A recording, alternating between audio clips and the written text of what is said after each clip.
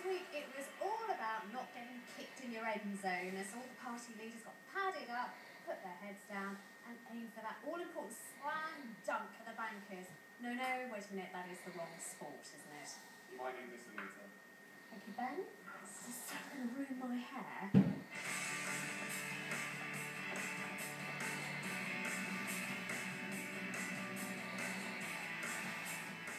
Now, bizarrely, the RBS quarterback Hester didn't hear the baying of the crowds when it came to the matter of his bonus, even though his very own coach, the chairman of the bank itself, went without his $1.4 million. Previously out of form captain Ed Miliband finally hit his stride, coming up with a rather ingenious blocking defence. A vote in the House of Commons. Stephen Hester was totally zone blitzed. We've got to have responsibility in the boardroom when everybody else's living standards are being squeezed. That's why I say tax the bankers' bonuses and give ordinary employees a say on top pay in every company.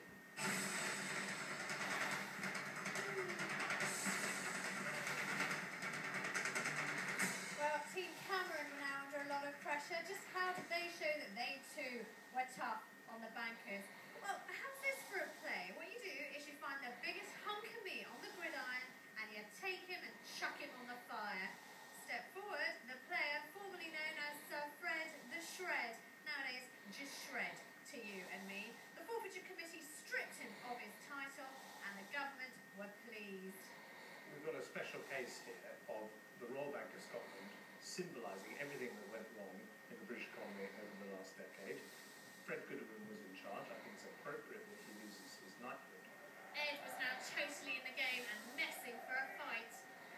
I think we've now heard it all, because he says that the class war against the bankers is going to be led by him and his cabinet of millionaires. I don't think it's going to wash, frankly.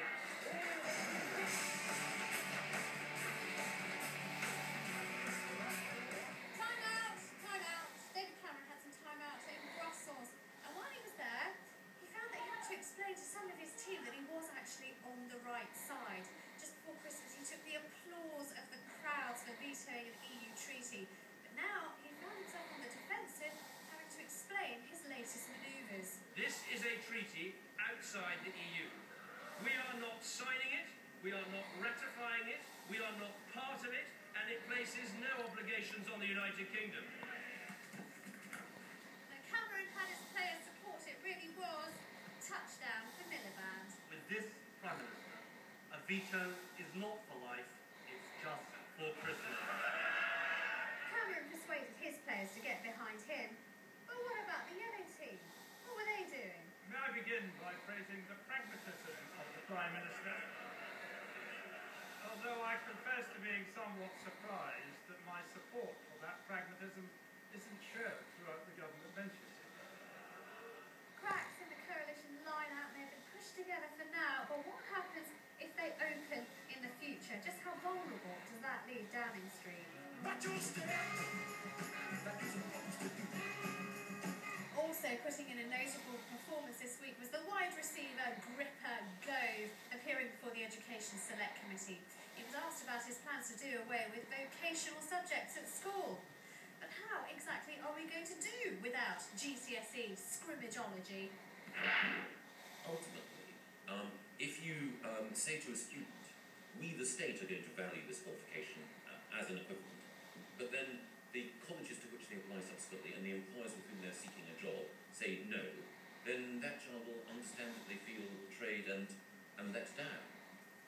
Maybe the questions to #AskGo from tweeters were just proving a little bit tricky. So what did Michael do? Well, he did what players normally do when it gets a bit sweaty.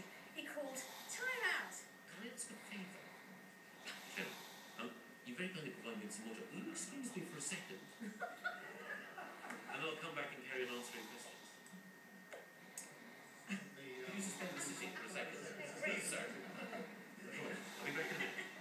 So, post-match report then. Well, young Miliband had a pretty good week, but he needs to have a longer run than that if he wants to prove that he was actually a good draft pick. And what about Cameron? Well, he clearly needs needs to max protect here, needs to get his tight ends and his backs well behind the scrimmage. And no, Andrew, I have absolutely no idea what I just said. Warriors? Warriors on me, Warriors on three, Warriors